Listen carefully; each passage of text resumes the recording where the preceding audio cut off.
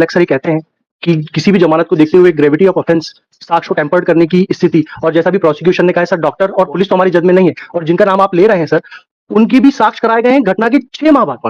जी साक्ष्य तो पढ़ रहे हैं ऑनरेबल लॉर्डशिप, कृपया कर इस रिपोर्ट पर आप दृष्टिपात करेंगे जी। तो दिनांक 9, आप कहां से बता रहे हैं सर? मैं छिंदवाड़ा से हूं, मेरा नाम पीयूष शर्मा है सर। जी जी जी।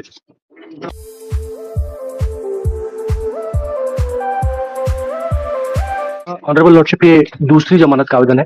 प्रथम जमानत आवेदन पर इस आधार पर निर्धारित किया गया था कि डीएनए रिपोर्ट पॉजिटिव आई थी, लेकिन उस समय माननीय न्यायालय के समक्ष उन तथ्यों को प्रदर्शित नहीं किया गया। मैं माननीय न्यायालय की अनुमति से चाहूंगा कि कुछ तथ्य मैं माननीय न्यायालय के समक्ष रख सकूं। बताएं प्लीज बताएं। मैं माननीय न्यायालय का ध्यान विनम्रता पूर्वक आकृष्ट कराना चाहूंगा। लॉर्डशिप, अगर देखेंगे इस प्रकरण की सबसे ज्यादा मैं इसको विवादास्पद रिपोर्ट मानता हूं वो है शव परीक्षण रिपोर्ट। ऑनरेबल लॉर्डशिप, कृपया कर इस रिपोर्ट पर आप दृष्टिपात करेंगे जी। तो दिनांक 9, आप कहां से बता रहे हैं सर? मैं छिंदवाड़ा से हूं, मेरा नाम पीयूष शर्मा है सर। जी जी जी। लॉर्डशिप, इस मृतिका की पोस्टमार्टम दिनांक 9/4/2021 को 3 डॉक्टरों की टीम द्वारा रात 11:30 बजे की गई। लॉर्डशिप, सबसे पहला प्रश्न उठता है माननीय न्यायालय के समक्ष, माननीय न्यायालय के समक्ष अभियोजन ये बात नहीं बता पाया कि आपको रात 11:30 बजे, जहां पर पर्याप्त रोशनी और पर्याप्त प्रकाश की व्यवस्था उपलब्ध नहीं थी, बिना किसी मजिस्ट्रेट की परमिशन लिए आपने पोस्टमार्टम रिपोर्ट कैसे कंडक्ट की? पहला सवाल मेरा माननीय न्यायालय के समक्ष ये है। दूसरा लॉर्डशिप, ये कहते हैं अपनी ही इस रिपोर्ट में कि 100% बर्न इंजरी का केस है। लॉर्डशिप, श्रीमान माननीय न्यायालय से मैं इसी परीक्षा का तीसरा नंबर का जो पेज है उस पर आपका ध्यान आकृष्ट कराना चाहूंगा। ये लिखते हैं कॉलम नंबर 11 में बाहरी और भीतरी जननेंद्रिय, उसमें ये अलग स्याही से लिखते हैं एनएडी, जिसका अगर माननीय न्यायालय के समक्ष मैं अर्थ स्पष्ट करता हूं तो वो लिखते हैं कि नॉट एनी एबनॉर्मेलिटी डिटेक्ट, लेकिन अगले ही नीचे ही कोई अन्य व्यक्ति लिखता है कि vaginal slide prepared and sealed handed over to police lady Sangeeta. Lordship, रात 11:30 बजे पोस्टमार्टम हो रहा है, लेकिन फिर मैं माननीय न्यायालय का ध्यान विनम्रता पूर्वक आकृष्ट कराना चाहूंगा सर, संगीता युवनाथी की जब्ती पर अगर आप दृष्टिपात करते हैं लॉर्डशिप, तो ये देखेंगे कि ये पोस्टमार्टम के पहले दोपहर 3:50 पर हो गई थी, जबकि पोस्टमार्टम रात 11:30 बजे हो रहा है। तो पुलिस के पास किसी भी महिला की वेजाइनल स्लाइड बनाने की क्या क्षमता थी? माननीय न्यायालय के समक्ष अभियोजन इस बात को स्पष्ट करने में पूर्णतः विफल रहा है कि पोस्टमार्टम तारीख बताइएगा सर। 9/4/21 को 3:30 पर ही वेजाइनल स्लाइड प्रिपेयर कर रहे हैं सर। अच्छा, लेकिन कॉलम नंबर 13 में आप देखेंगे, कॉलम नंबर 13 में नमूना सील की जगह संगीता अंकित है, लेकिन थाने की सील नहीं लगी हुई है। माननीय न्यायालय से मैं विनम्रता पूर्वक आग्रह करना चाहूंगा, मेरा निवेदन है सर, ये चूंकि मेरा पहला अवसर है इसलिए अगर कोई दृष्टिता हो तो क्षमा करें। आप बिल्कुल आराम से बहस करिए सर, डोंट वरी। लॉर्डशिप, मैं पहली चीज ये जो मैंने तैयारी की थोड़ी सी, डॉक्टर पारिक और मोदी हैं, इनके मुताबिक जब इन्होंने अपनी किताब लिखी थी जिस पर ये डॉक्टर्स पढ़ाई करते हैं, इनमें इन्होंने लिखा था कि शुक्र के धब्बों की परीक्षा। लॉर्डशिप, ये बताते हैं कि स्पर्मोटोजोआ जिसको शुक्राणु कहते हैं, इसकी उपस्थिति जानना कोई सरल कार्य नहीं है। इसके विरोधी तत्व जैसे कपड़ों का प्रकार, पुरानापन और प्रयोगशाला में पहुंचने तक वे धब्बे किन परिस्थितियों से गुजरे हैं, इस चीज को माननीय न्यायालय के समक्ष बताना बहुत आवश्यक होगा। लॉर्डशिप, पहली चीज ये उठती है कि आप 9/4/21 को मृतिका की पोस्टमार्टम रिपोर्ट कंडक्ट करने से पहले बिना सील बंद लिफाफा तैयार करे वेजाइनल स्लाइड प्रिपेयर करते हैं। इस चीज का मेरी बात से रिलेवेंसी इस बात पर है, माननीय न्यायालय से मेरा विनम्रता पूर्वक आग्रह है सर, कि जो महिला 100% जल चुकी हो, आप उसके योनि मार्ग से शुक्राणु कैसे प्राप्त कर पाएंगे, जबकि जो स्पर्म होते हैं वो मतलब दाह के प्रति बहुत ज्यादा सेंसिटिव होते हैं, और जब कोई महिला 100% ही जल चुकी हो तो ऐसी दशा में प्रथम दृष्टया ये भ्रम और प्रथम दृष्टया संदेह उत्पन्न होता है कि जलने के बाद किसी भी महिला की वेजाइनल स्लाइड प्रिपेयर नहीं की जा सकती। ऑनरेबल लॉर्डशिप से मेरा दूसरा बहुत बड़ा निवेदन है सर, अभी मैं एक लेटेस्ट एक जजमेंट था जिसमें शरद बिरथी चंद का हवाला हुआ था, और एक हवाला आया था सर 1984 का 4 सुप्रीम कोर्ट ऑनरेबल माननीय उच्चतम न्यायालय का, पेज नंबर 116 है। इसमें माननीय उच्चतम न्यायालय ने कहा है कि किसी माननीय न्यायालय के समक्ष अगर आप कोई भी प्रकरण पेश करते हैं जिसमें आप परिस्थिति जन्य साक्ष्यों की बात करते हैं, तो माननीय न्यायालय के समक्ष अभियोजन को यह स्पष्ट तौर पर बताना पड़ेगा कि केवल आप कह देने मात्र से कि कोई व्यक्ति अभियुक्त है, कह देने मात्र से कि कोई रिपोर्ट अभियुक्त के खिलाफ है, आप उसको अभियुक्त साबित नहीं कर सकते जब तक कि आपके पास चेन बाय चेन, कड़ी बाय कड़ी और साक्ष्य बाय साक्ष्य माननीय न्यायालय के समक्ष संदेह से परे कोई चीज प्रमाणित नहीं होती है।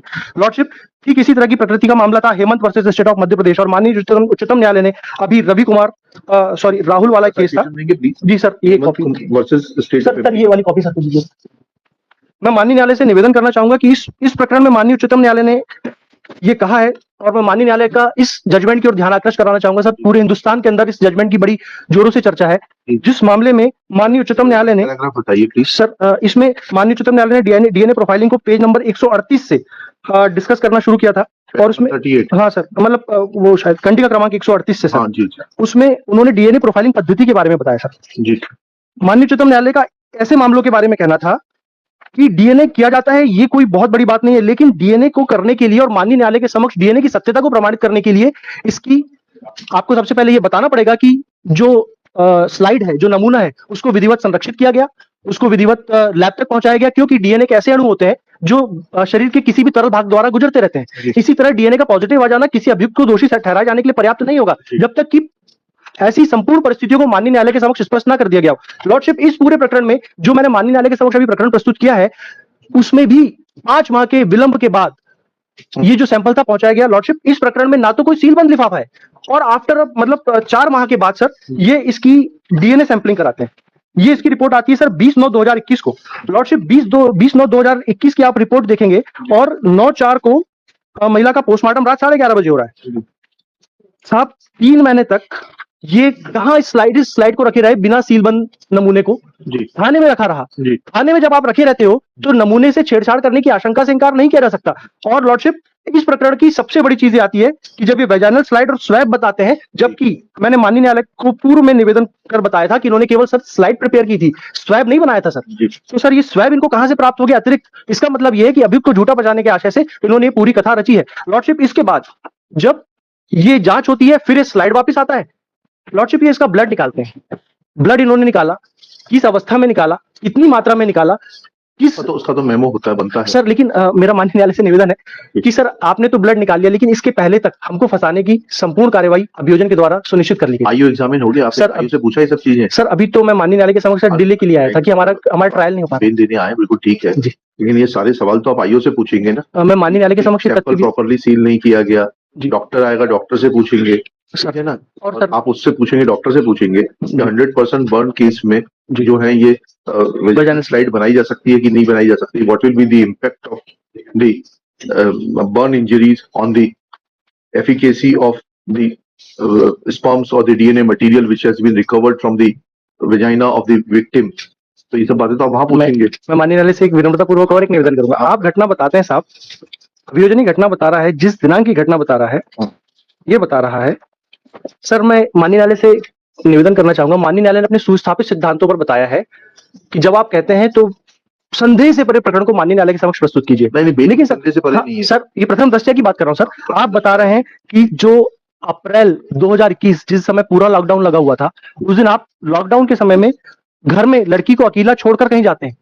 लॉर्डशिप, जब लॉर्डशिप वहां पे सब जगह लॉकडाउन लगा हुआ है, ऐसी दशा में कोई किसी व्यक्ति को अकेला नहीं छोड़ेगा। लेकिन तीसरी बात, मेरा माननीय न्यायालय से सिर्फ एक बात कहनी है कि जब आपके पास पोस्टमार्टम रिपोर्ट आ गई, आपने फैब्रिकेटेड स्टोरी बनाते हुए अभियुक्त को ब्लड सैंपल कराया, जिसमें भी काफी विलंब हुआ, ऐसी दशा में अभियुक्त माननीय न्यायालय से रहम की पात्रता रखता है, क्योंकि इसका सर कोई आपराधिक रिकॉर्ड नहीं है।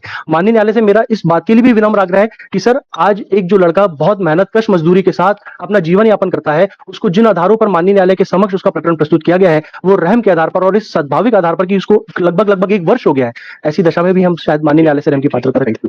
सर जो जितना आर्गुमेंट ले रहे हैं सर, उससे तो सब डॉक्टर और आईओ ही बता पाएगा। बाकी मेरिट पे तो सर जो दो विटनेस है, प्राची और आसिता, इनकी जो सहेली है, इसने पूरा बताया। क्या बताया, पढ़िए।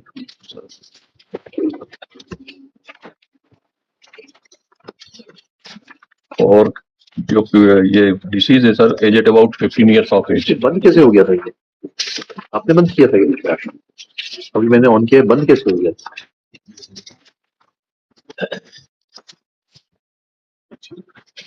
मैं माननीय न्यायालय से एक बात और कहना चाहूंगा। माननीय न्यायालय अक्सर ही कहते हैं कि किसी भी जमानत को देखते हुए ग्रेविटी ऑफ ऑफेंस, साक्ष्य को टेम्पर्ड करने की स्थिति, और जैसा भी प्रोसिक्यूशन ने कहा है सर, डॉक्टर और पुलिस तो हमारी जज में नहीं है, और जिनका नाम आप ले रहे हैं सर, उनकी भी साक्ष्य कराए गए हैं घटना के 6 माह बाद। साक्ष्य तो पढ़ रहे हैं जो रिलेवेंट फोर्सेस है, प्लीज पढ़ सर। कि राजा गुप्ता जनवरी 2020 में डांस का प्रोग्राम के पहले मुझे शिवानी आहाके एवं शिवानी की मां शिवानी की बुआ परिवार के लोगों को लेकर देवरानी दाई मेला में ऑटो से लेकर गया था। तभी से शिवानी एवं राजा गुप्ता का परिचय हो गया था। ऑटो राजा गुप्ता के पास है। कक्षा 10वीं पास करने के बाद हम लोग एडमिशन कक्षा 11वीं इसी स्कूल में हो गया था। कक्षा 11वीं में प्राची भी एडमिशन ले ली थी। मैं, प्राची व शिवानी आके तीनों अच्छे दोस्त थे। शिवानी कक्षा 11वीं में मैं बताती थी कि राजा गुप्ता से उसका प्रेम संबंध हो गया है, राजा गुप्ता शादी करेगा। दिनांक 7/4/2021 को हम तीनों लोग रोजाना की तरह ज्ञानोदय स्कूल में कोचिंग में गए थे। तो शिवानी दुखी थी। मैंने पूछा कि क्यों दुखी हो, तो उसने बताया कि राजा गुप्ता ने मुझसे प्रेम संबंध है और उसने साथ में गलत काम भी किया है, लेकिन अब शादी से मना कर रहा है। दिनांक 8/4/2021 को फिर शिवानी 10 बजे रोजाना की तरह कोचिंग में आई थी और वह काफी दुखी थी। तब मैंने उससे पूछा कि क्यों दुखी हो, तो शिवानी बोली कि वह बर्बाद हो गई है और राजा गुप्ता शादी करने से मना कर रहा है। फिर करीब 12 बजे कोचिंग समाप्त होने पर शिवानी अपने घर चली गई। फिर शाम को 6 बजे कोचिंग वाले शरीफ सर ने मुझे फोन करके बताया कि शिवानी जलकर मर गई है। मैंने शिवानी और राजा गुप्ता के प्रेम संबंध की बात पहले भय के कारण किसी को नहीं बताई थी और पहले पुलिस वालों ने भी पूछताछ नहीं किए थे, और जब पुलिस वालों ने मुझसे पूछताछ की है तब मैंने शिवानी और राजा गुप्ता के प्रेम संबंध की बात बताई थी। इसी प्रकार सर प्राची का स्टेटमेंट है। लड़की तो माइनर है ना, कंसेंट तो आएगी नहीं। 15 साल की है। That's what I'm saying. Consent. और डीएनए रिपोर्ट उसमें पर लिखिएगा। Shri Piyush Sharma, learned counsel for the applicant Raja Gupta. This is second bail application on behalf of the applicant under section 439 CRPC. Case crime number 222 of 2021 is registered at police station Ravanwara,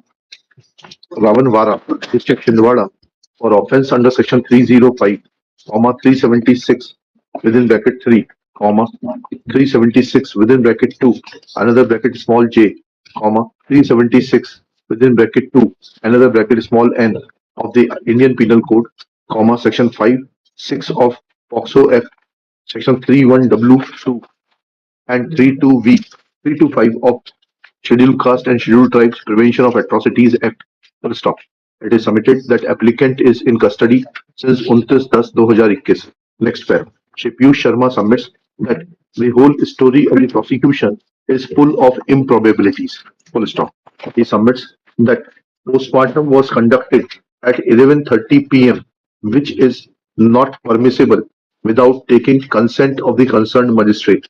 Full stop.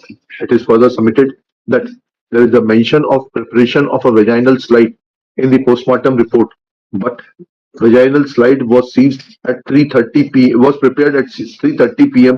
as is evident from the memorandum prepared in support of preparation of such vaginal slide. Full stop. Shri Sharma further submits that the vaginal slide was kept in open for a long period of 5 months in as much as DNA report is dated 20/9/2021. Full stop. He alleges that this sample was lying with the concerned police station and was not forwarded to the concerned laboratory. Full stop. He further submits that when the deceased died of burn injuries which have been certified to be 100% by the concerned doctor, then with the concerned team of doctors which conducted postmortem, then there was no possibility of survival of DNA material in the sperm, which has been allegedly matched with the blood sample of the present applicant. Full stop.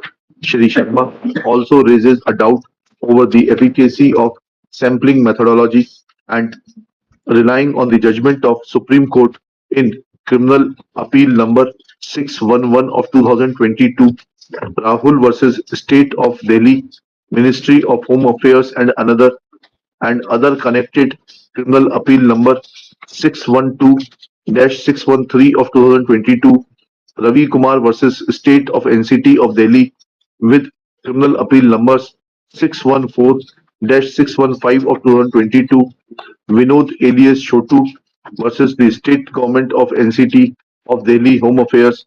It is submitted that complete sampling methodology has been discussed in para 31 of the said order.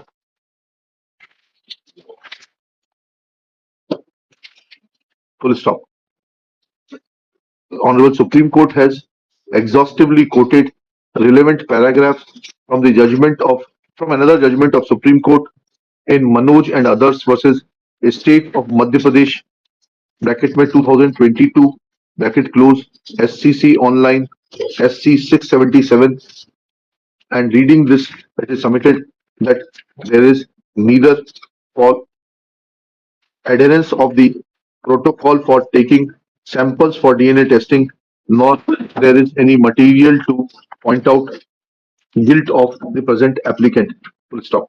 It is submitted that present applicant is a self-employed person. He is young, he is a youth of aged about 21-22 years. He be enlarged on bail. Next paragraph. Shri Ajay Kumar Tamrakar, learned penal lawyer for the state, submit that statements of two of the friends of the deceased Shivani are available on record, namely Prachi and Archita, who have expressed in their statements that deceased was having a filial relationship with the present applicant, who was driving auto at the relevant point of time, which they used to engage to travel up to their school. Next, it is submitted that deceased had confided in them that he had established physical relationship with her and thereafter refused to marry her. Full stop.